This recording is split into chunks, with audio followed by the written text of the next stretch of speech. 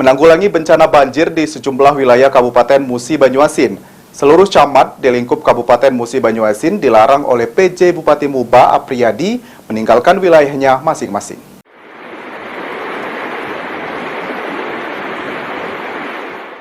Adanya sejumlah wilayah di Musi Banyuasin yang terkena banjir akibat cuaca ekstrim dalam beberapa pekan terakhir, membuat PJ Bupati Musi Banyuasin Apriyadi memberikan instruksi keras terhadap seluruh camat agar tidak meninggalkan wilayahnya masing-masing.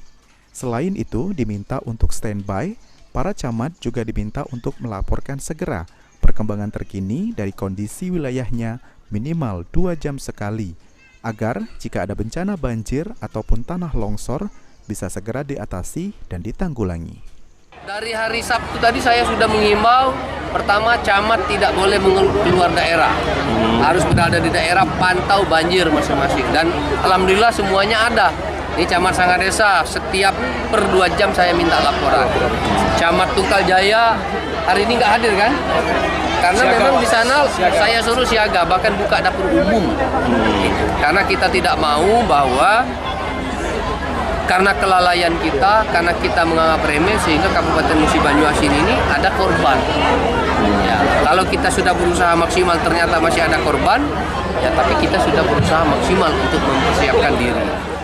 Sejauh ini sejumlah desa yang ada di beberapa kecamatan di Kabupaten Musi Banyuasin sedang mengalami banjir akibat curah hujan dengan intensitas tinggi dengan kedalaman 60 cm hingga 1 meter.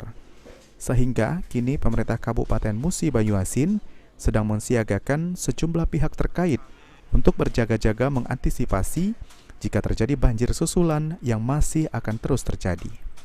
Ruzi Iskandar, PAL TV.